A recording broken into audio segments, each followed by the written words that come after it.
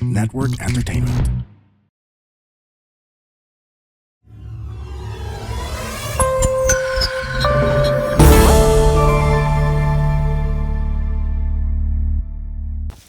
You're listening to the adoboTalks podcast, The Business of Creativity, a series of high-level inspirational and educational sessions on how creativity unleashes inventive solutions that fuel the economy. In each episode, we'll be learning essential lessons through conversations with some of the brightest minds in the creative industries. I'm Angel Guerrero, founder, president, and editor-in-chief of Adobo Magazine. Today's episode is titled, In with the Old, Why We Need to Protect Our Cultural Heritage in Order to Move Forward as Creatives. Sharing her incredible amount of knowledge on the matter is independent institutional critic and curator Marian Pastor Roces. Marian is the founder of Tao Inc., a corporation that establishes museums, curates public art projects, and assists urban planners. The many, many museums Marian's established include the Yuchenko Museum, the UP Manila's Museum of History of Ideas, and the Museum of Contemporary Art and Design.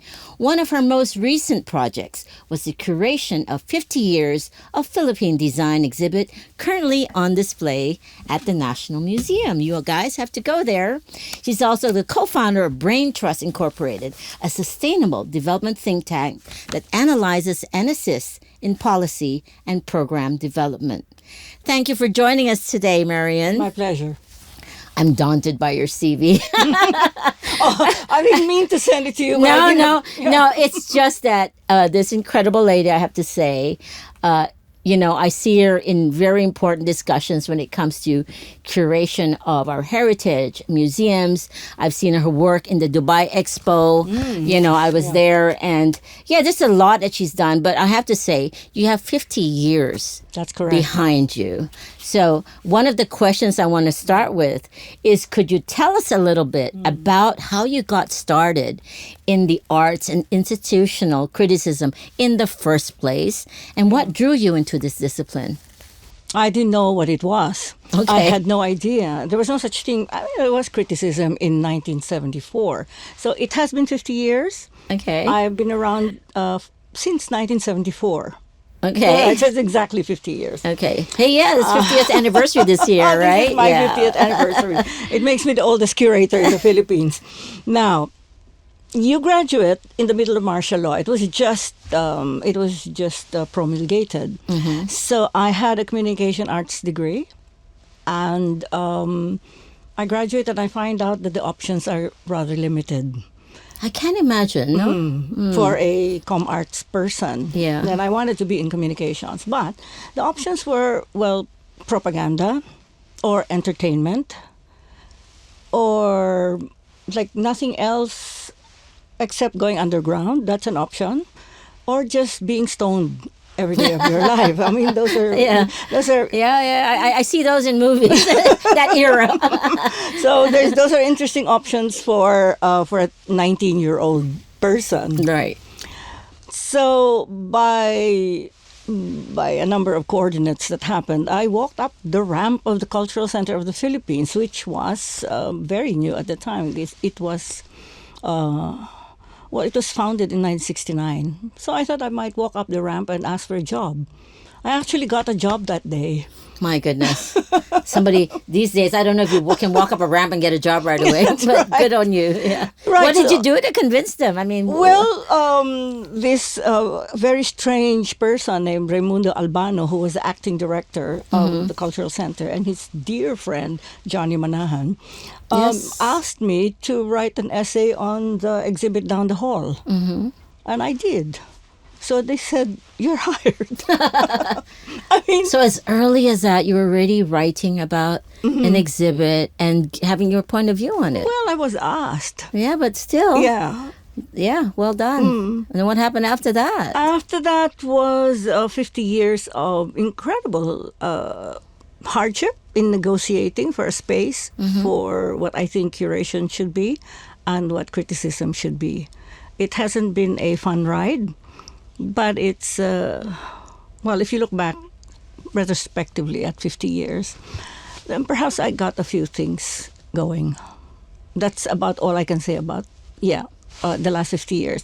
You try and you try to get, because I entered the picture at the time when the self-appointed avant-garde, which included me, of the visual arts, were struggling or playing, whichever way you want to put it, with the idea of what art is. And at the time, it was plugged into what was going on elsewhere in the planet. It was plugged in a way that art wasn't plugged in the 60s or in the 50s. And so the main agenda at the time was to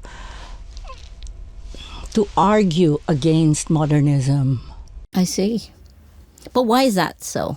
That's the nature of contemporary art. This was the beginning of conceptualism and installation art and all of that. And the entire point about conceptual art and contemporary art in general, by definition, is that it is not modern. So would you say that your exposure to the CCP immersed in it right away from a communication arts major? To that. Yeah. And then you had mentoring, I presume? Well, Ray Albano was a bit Ray of a mentor. Ray Albano was your mentor, okay. That's right. I must have been the only mentoree of Ray. With that interest, right, in curation at that time and critiquing art? I didn't know. I was 19 years old. But it was very fascinating for a person who had an interest in all sorts of things. But I was interested in being a person who didn't accept things. I came into the job with that perspective. You don't accept things. You try and criticize what went on before you, and I'm not the only one. Everybody in my generation was like that. Yes. Was not accepting anything. My classmates were anti this, anti that, and so was I. So it was the mood of the period to not accept anything. So it was good for me to be in a place. Now, it wasn't the whole cultural center, but if you recall the cultural center of that time, there were four people that you would meet. You would meet Lucrecia Casilag, who was an avant-garde composer and globally accepted. You would meet Bobby Chabet, and he was considered the father of conceptual art. And then you would meet Ray Albano, who became my boss. And you would meet Jose Maceda, who is like God everywhere on the planet. And you would hear the music that he was composing.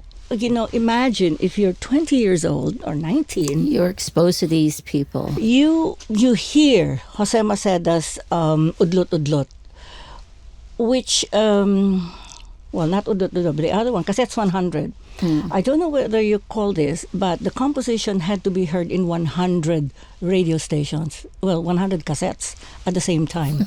Okay. You were carrying cassettes in those days, yes. Yeah, it was cassettes, but you were carrying it, and there was choreography. All right. It blows your mind. It just changes you completely. This was music that was unbelievable. And then he had this entire assembly of people who were not musicians, with a composed symphony, so to speak, using rocks and sticks. It was amazing. I mean, if you were a child, if you were a young person, the exposure to all of that. You will never go back. You're a conceptual artist until the day you die.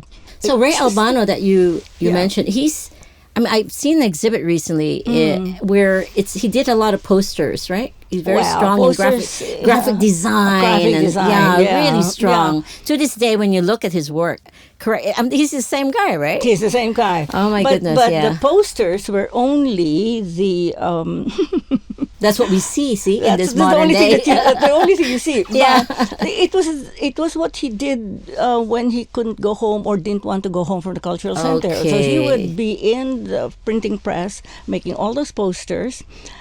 Speaking of graphic design, but I'm going to veer off from graphic design in a bit. Okay. But just the graphic design alone, because the Cultural Center did not have an extraordinary budget, for example, for posters. So he would do all the posters for the Cultural Center, and he would have only a budget for 2 colors.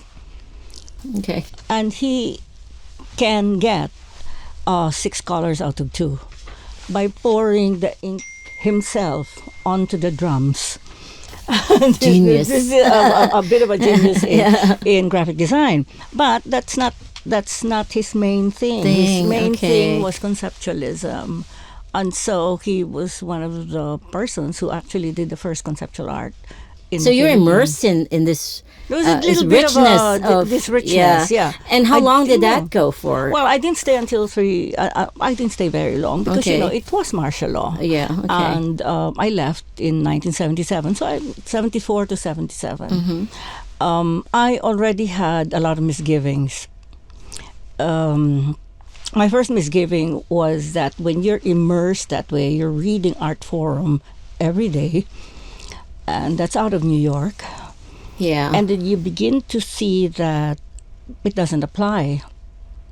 Because that you don't live in New York. You don't live in California. You don't live in Paris. And if you're going to abide by the measures of quality, and by quality we mean the craftsmanship of thinking. So you don't go into a room and make a mess and call it installation. That's simply not... that's not conceptual art. Mm-hmm. It's not installation. So when you think through, then you have no measure of quality. And so at the end of 3 years, I thought, this is untenable. You can't be a critic. What are you going to use to measure quality? What are you going to use to measure quality of thought? If your reference all come from New York and you're trying to emulate work from outside. That's correct. So you're very critical even that point. Mm-hmm. Of self. I think that was a very important thing. So that's why it's telling where you stand today. It's really of self. Mm. Your point of view is very clear. And I think this conversation will carry through that way. Yeah, I think so. I haven't managed to outgrow that part. I think it's beautiful. I mean, not many people dare even. I think in the society of politeness, it's and being on the right side of things wherever you sit. Yeah, it's a tough one. That's why I respect you for what you believe in. And so after that, what did you do? Well, after that, I decided, strangely enough, that I would study traditional Philippine textiles with another conceptual artist. I wasn't an artist. I was a writer. And a curator already, because I have had that experience already very early. Judy Freya Sibayan is a conceptual artist, and we both decided we were going to do serious traditional art research, traditional textiles in particular. Why? Because at the beginning, at least for me, I thought I might take up something that was flat rather than sculptural. Okay.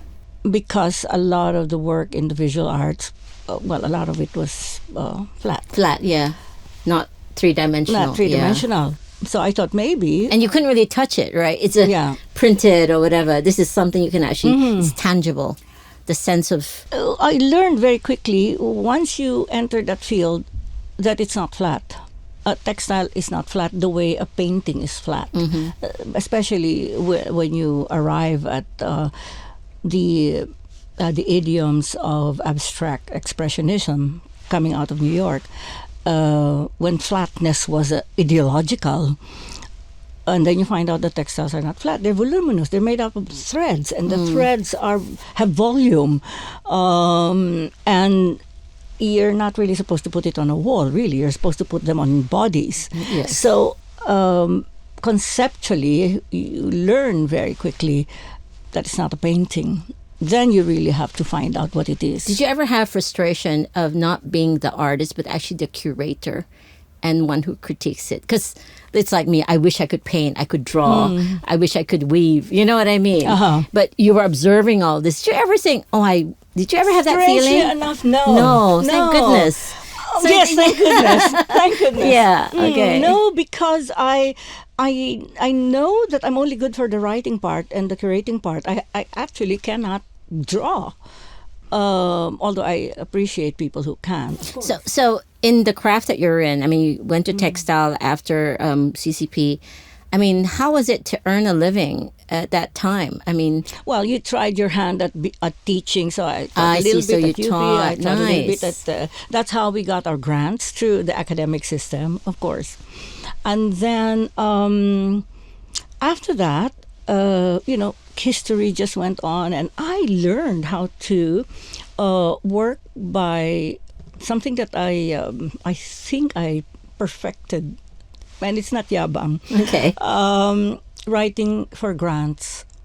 Oh, we need that. Proposals. Don't we all need that, guys? Writing for grants.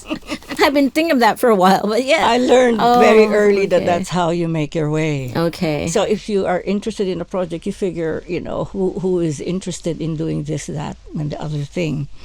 And so this is the reason I am quite close to Design Center, because it was also operating at the same time as the Cultural Center.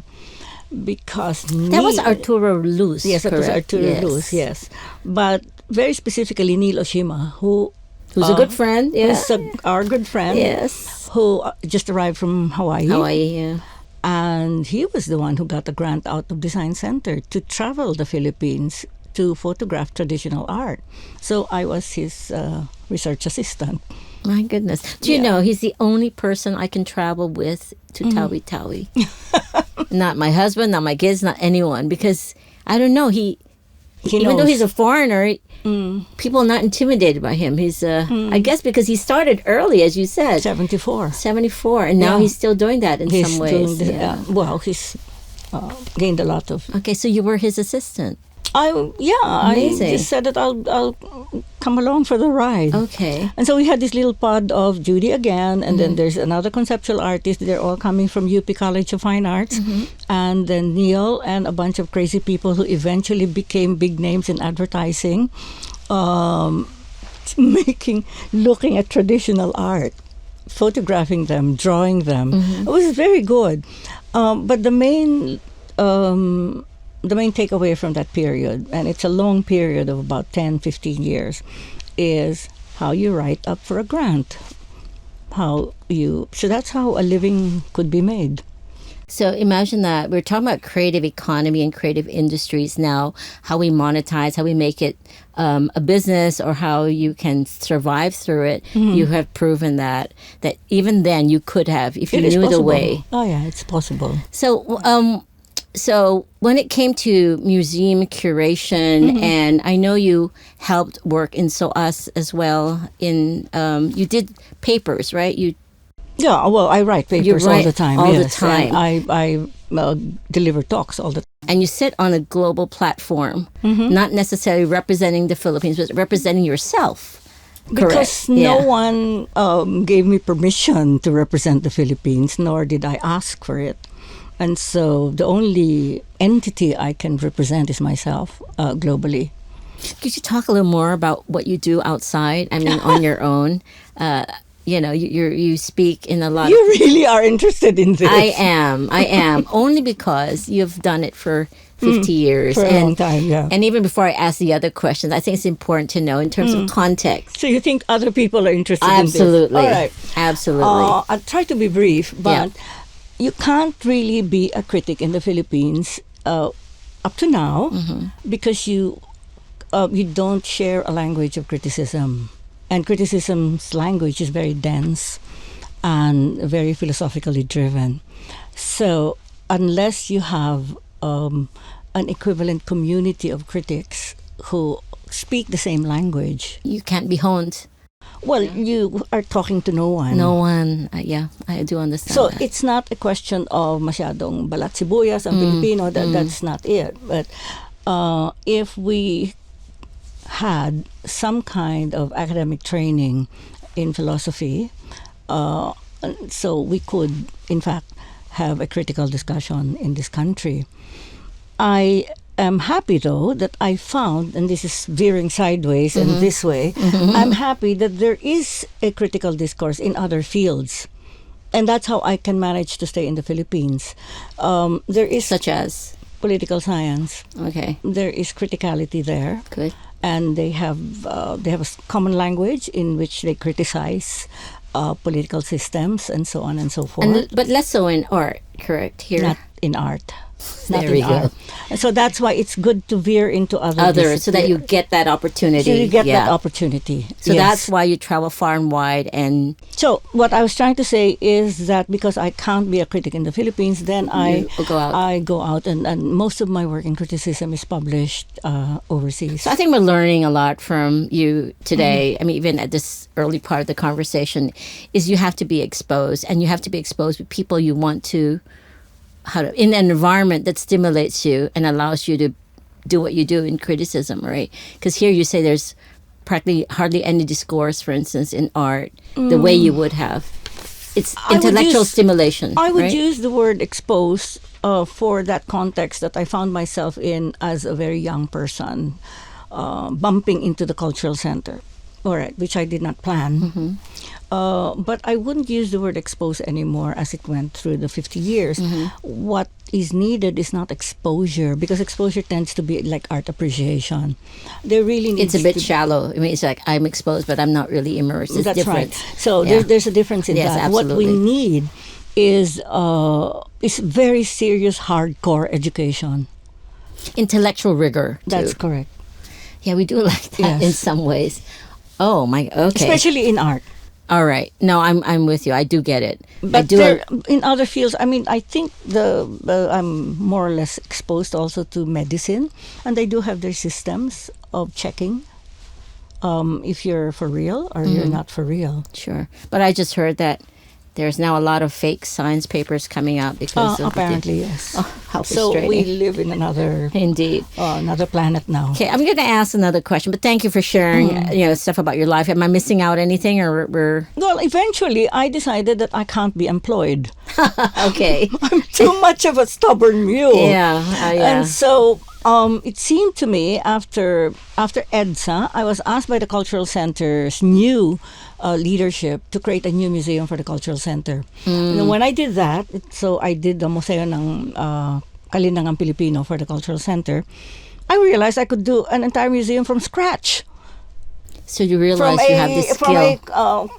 Just the conceptual infrastructure first, and then the collecting, and then putting it together, and working with space, whatever space is given to you. So I thought, why don't I just create a corporation that makes museums? And so that's what I've been Yeah, so doing that was since. going to be my question. Yeah. How did your earlier work as a critic lead you to the current roles in curation, museum development through Tao Inc.? You That's basically mentioned that. What happened That then? project sort of was a catalyst. You Yeah. realized, I certainly realized I enjoyed it tremendously. Yeah. That was my second round at the Cultural Center. Yes, indeed. And I only stayed also for 3 years. Apparently, I really cannot stay in institution. I can't be institutionalized. But the reason really is, again, the critical imagination. I love that term, guys. Critical imagination. We tend to just say imagination, but critical, I think, is a key word attached to it. It's a different thing entirely. Yeah. And so if you have a critical imagination, you are able to see where certain systems, and this could be cultural systems, of course, are not healthy. You will see which ones are dangerous, and you will be able to see where it falls or it's flawed. And then I realized that at that time, there was already a discipline that exists. At that time. Yeah. And it's called cultural studies. And so that's the flag that I flag, cultural studies, which encompasses critical theory, cultural theory. Cultural studies, as I explain it to most people, is the study of power. Yes. Yes, you did mention that. Tell me, how is power exotic? involved? Yes, it absolutely is. Is it very exotic? It's a trigger point here. Well, it did come, as most things, as all things do, come from a particular time and place. So cultural studies happened at a point in England where the entire empire is back. I mean, they had the biggest empire on earth, and then the entire empire was in London. bringing with it criticism after criticism after criticism of imperialism. So it became a discipline. And then it was fed by feminism. It was fed by the United States Civil Rights Movement. Mm-hmm. It was fed by the colonial and post-colonial work of people like Frantz Fanon in South Africa. And so it was all coming together. Basically in London, something was happening also in the US. But then it formed a discipline that therefore set out to analyze what's wrong with the power situation in any given society by studying how it is distributed in society through culture. Culture, yeah. Right. I get that. Yeah. Because when you distribute power through culture, you don't notice it. That's right. Yeah. You notice it if it's distributed politically. It's obvious, diba? Yeah. But if power and power relations are distributed through culture, you don't notice it. So you don't actually resist it. You don't actually. You can't. Yeah, you can't. Yeah. Because yeah. you're inside a world. So, for example, if you live in a society that's anti-woman, that is culturally embedded, and so you can't imagine another world. Yeah. Okay. So, yeah, we can move to the next question. Now, let's go back to, you say you love, how do you call it? Curating objects and catalog. I mean, there's a science to all this, right? How you put things together. Curation. Curation, yeah. But other people see curation just putting things together and making it good, right? In this day and age. You just triggered me. No, that's why I won't trigger you. It's just, we talk about, what we see now. That's why it's so enriching to listen to you, because there's more depth in all of this. And you have that. So I want to know, going back to that, the preservation of our material past, right? There's a lot of that going on. Different museums have them. Some good, some not good. Some accurate, some not accurate. But how does our material past enable our creative growth, in the future? I mean, the reference to all that we've seen and all that's curated, true or false, correct or wrong, right or wrong, is what we have at our disposal to use. But how does that affect creative growth in the future in terms of skills, in terms of even critical thinking, in terms of anything even physical, architecture? I mean, what you see in terms of environmental space. So is there a correlation between the material past and what you think the creative growth can be? There ought to be, but unfortunately for the Philippines, we're quite unusual in the sense that we've undergone a lobotomy. There's a part of our brain that's not there, and it's because the material culture part of our, let's call it heritage for the moment. As you know, I'm critical of the word heritage. But let's call it heritage for a while. Okay. That is not in the Philippines. Most of the material culture of the Philippines is overseas. Is in museum storages and so there's much more out there than there is. I'd say 90% out there. Oh my goodness, everyone! There's 90% of our think- cultural heritage outside the think I'm Philippines. exaggerating. I don't think I'm exaggerating. Yeah. What's left in the Philippines? The gold is left. It never left, so I'm happy for that. Yeah. Archaeological gold never left the Philippines, except that it's now in the hands of people who buy from grave robbers. So that's another problem. But the ethnographic materials are gone. They're not here, and the numbers are staggering. The Smithsonian has like 12,000 pieces that are in storage. So with this fact, what do we do about that? Well, we know very, very clearly right now that the idea of hollering and saying "give them all back" is It's just not. it's just too simple. In fact, I feel that even if it's brought in, I don't think we're ready.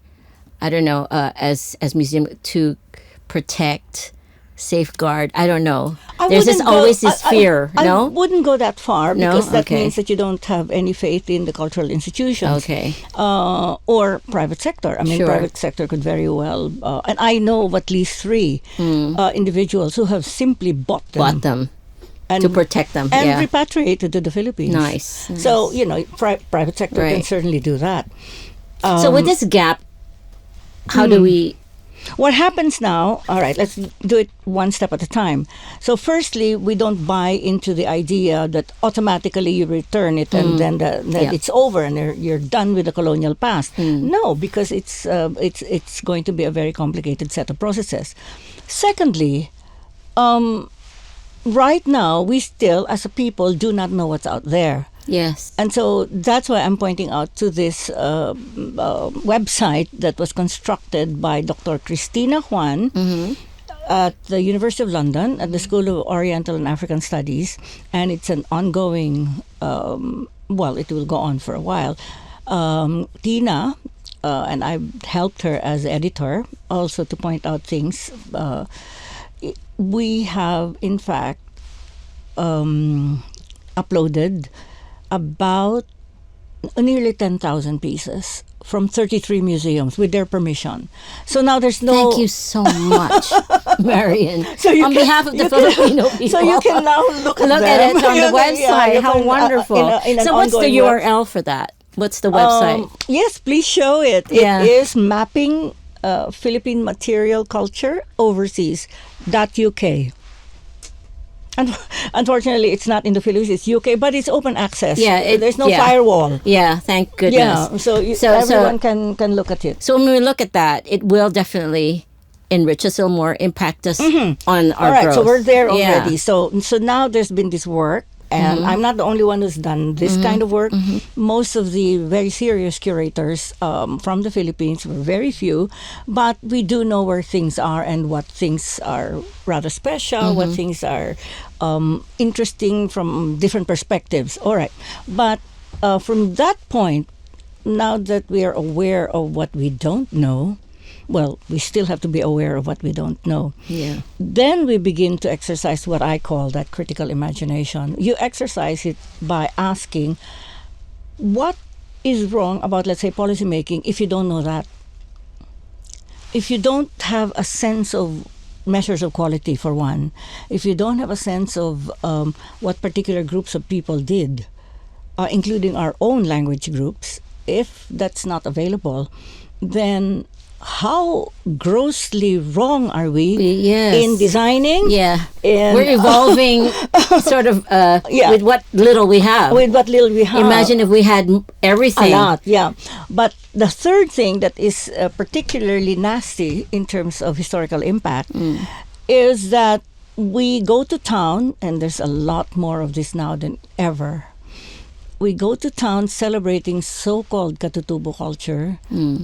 We go to town and say, how fabulous, please appreciate this.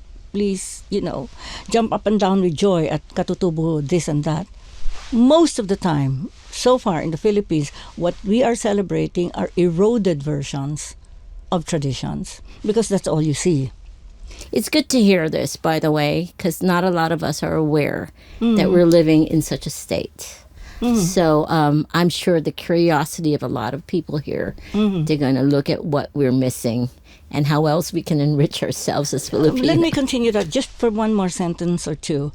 If you are looking at, let's say, a bagobo textile, and it was made like 10 years ago, not by the Gawad Manilikanang Bayan, but another bagobo, chances are that it's really very bad. There is no chance that that's a good piece. And then from there, you create more things. You create fashion out of it. So, you are therefore perpetrating the decline of traditions. So I'm not really personally vested or invested in the idea of heritage. I am vested in the idea that we gotta know what people did in the past. We have no more than what we know. No more than what we know. And this doesn't play into... I hope not. I hope it doesn't play into the idea of preserving heritage for heritage's sake. Yeah. Because what I'm after is not that. I'm after a more critical view of heritage. And a critical view always is supported by science. It's always supported by hard work. Isn't that a nice juxtaposition between science Oh, And, you have to. We yeah. have to do that. Yeah. I respect that because sometimes we don't, as people in the arts, right? Or in when we curate culture, we don't even use that term. But I think the scientific rigor, you'd say, Well, there's that. There's a scientific rigor. I mean, you really have to go to the tedious processes of Yes. finding out what are the things in Berlin, what are the things in Vienna, etc., etc. Well, there's that, and that's not something you can do overnight. But that work has been done in large measure by curators, so that's fine. That's the work of curators.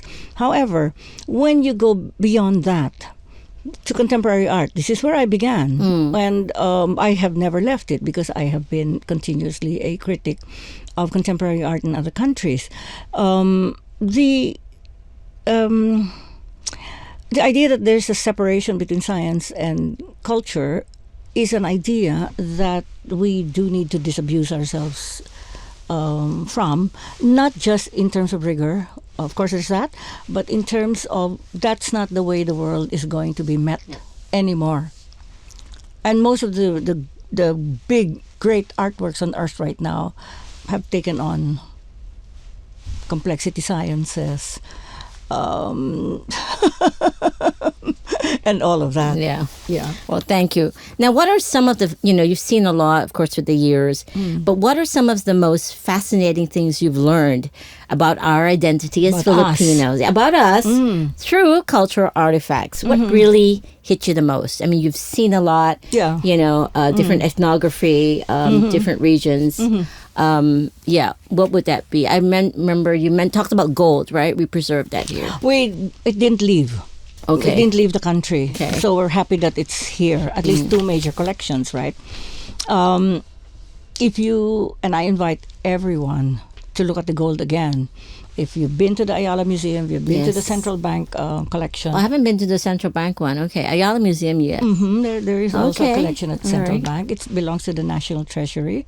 So was it about our gold artifacts or the way All it's right. crafted? Yeah, that is you find so fascinating. Well, it is intriguing because, for one thing, we know from archaeology and anthropology that we never had kingdoms in the Philippines. We know that, and no one has dug out a city or remains of any. And yet, you have the most incredibly worked gold. Gold that is so fine that you automatically think there's got to be some kind of royalty, some kind of aristocracy that was the context for this incredible workmanship. It's granulation that you'll really die for. It's, gear beads and some truly incredible things that you can't see without a magnifying glass. So the craft of it, It's unbelievable. unbelievable. All right. Now, I say this without any intellectual investment in nationalism, but I have to say that it's really much better than pre-Columbian gold in South America, and finer than the old Egyptian materials. And I Really? say that without nationalism, Sure. without that. It's really fine work. So what's intriguing about it is that how do you therefore square the fact that we didn't have kingdoms? Now, that is a very intriguing thing about ourselves. It is, isn't it? You'll And have to there, wrap is there your an head- answer for that? Do I you ha- think there is a I possibility? have a hypothesis, but I'm not an archaeologist. Okay.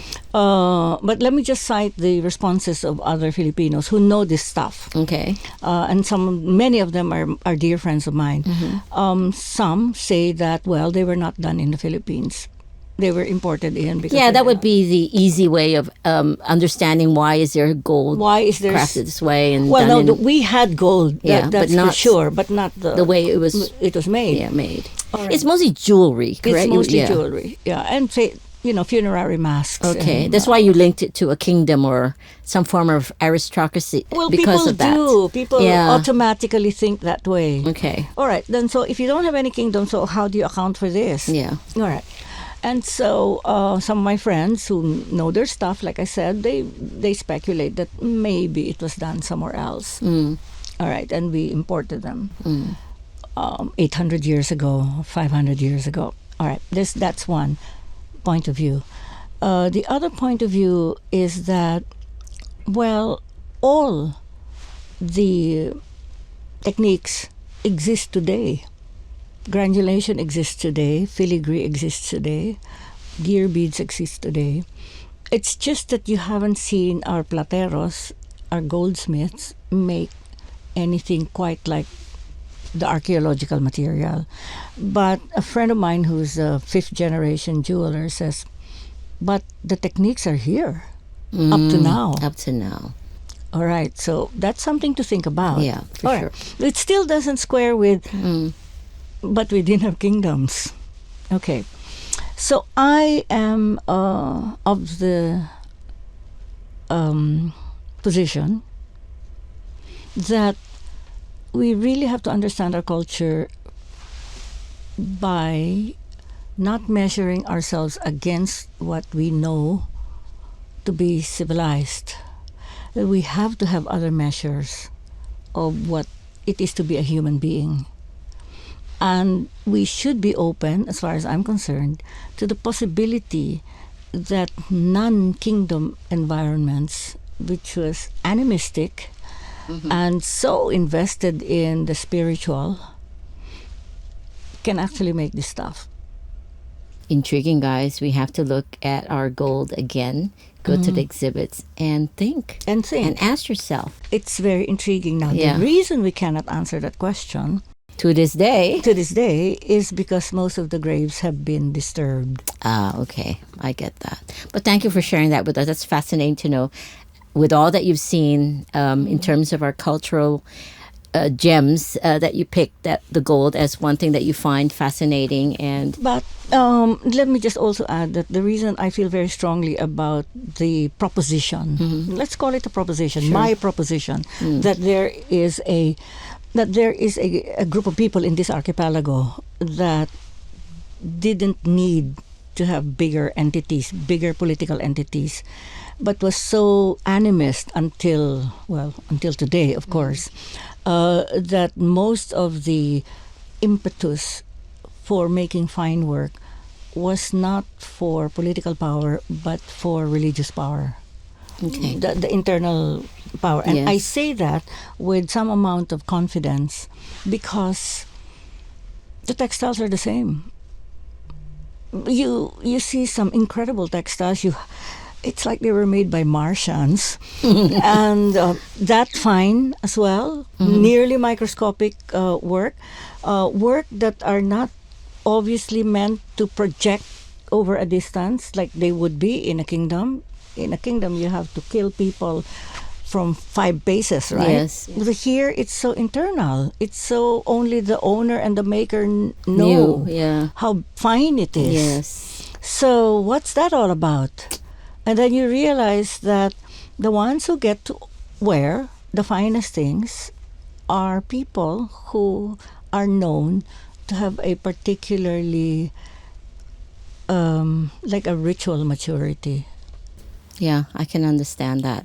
I Because of think the level of detail And you can involved. understand that from a Tawi-Tawi perspective. Point of view. Yeah, by the way, my mother Yeah. is from Tawi-Tawi. I come from a Muslim heritage. Yes. And it's really fascinating as well. And I know you've been there quite a bit. Yeah. And I'd love to talk about that. But I think we're sort of running out of time. But going back to why we're having this conversation is we're trying to bridge the gap, right? Where the old is important to the young creatives. So what advice do you have for creatives who want to bridge the gap as we stand today between our quote unquote heritage and the modern sensibilities? You did touch on it quite a bit.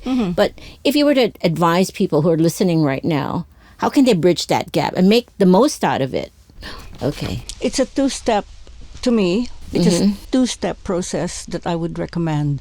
One is to be critical of the word heritage. Because normally, if you are not critical of what narratives are handed down to you, then you just accept things.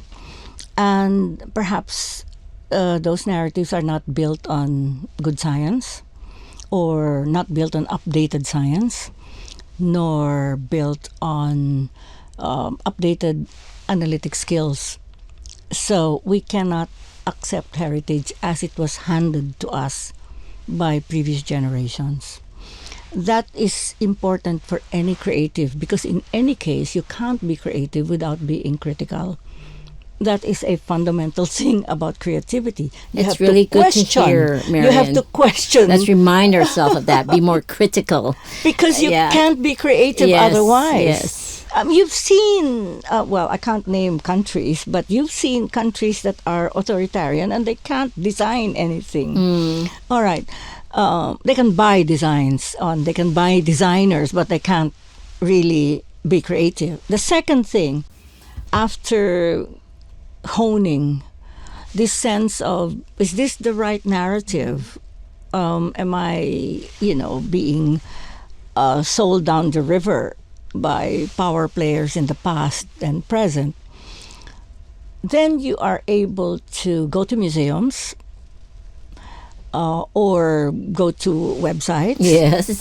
And then you can, this is my advice, don't pay attention to the didactic texts. Don't pay attention to I'm sorry for the work of all of my colleague curators. Yeah. But let's say, why don't we experiment on look at the things? Look at the things yourself. Try and see if they speak to you. Look closer. Look closer. Look at the details. Think what it's saying to you. Don't be mediated by texts in the first instance. Look at texts afterwards, because they are, the work of curators who have had professional experience for years and years.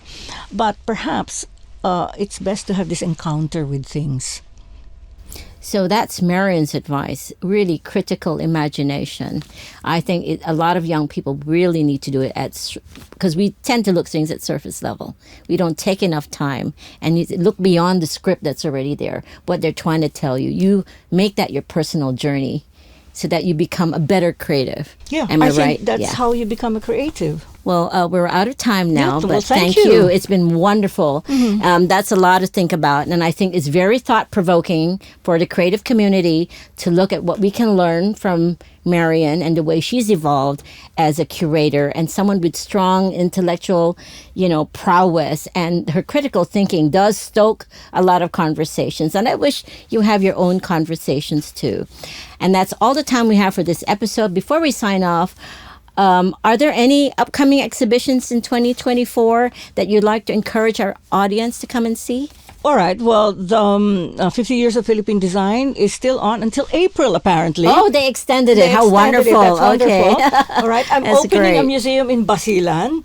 Yes. And it's really going to be gorgeous. So that's opening. I can't tell you the date, but soon. Yeah, I know you've been going back and forth Back and from Manila forth. to Basilan. That's right. How long is the journey there? Oh, it's only Zamboanga. I know, And but for then- me, it's like, far. I used to my mom took me on a ship to Zamboanga. And then you take a boat to Yeah, Basilan. I mean, my mom's Right. island is like from Zamboanga to Bongao, from Bongao to... So those two for this year, but there's going to Very be good. a So at least it's couple something more. outside the Metro Manila. Well, most of my work now is outside Metro Manila. Thank you for that. I Yeah. think you're spreading your wings now and letting other parts of the Philippines appreciate museums and our heritage. Yeah. Well, thank you for listening to and watching this episode of the adoboTalks podcast with our very special guest, Marian. The adoboTalks podcast, The Business of Creativity, is available on Spotify, SoundCloud, and Adobo Magazine's platforms. The adoboTalks podcast, The Business of Creativity, is produced by Adobo Magazine, the word on creativity, in partnership with the Pod Network, and recorded in partnership with Hit Productions. Tune in next week for another insightful conversation with one of the brightest minds in our creative industries. The opinions of podcast creators, hosts, and guests are not necessarily reflective of the official stance of the Pod Network Entertainment, its hosts, or other network programs. The content created by the people behind the podcast is personal and not meant to harm any religion, ethnicity, group, organization, company, or individual.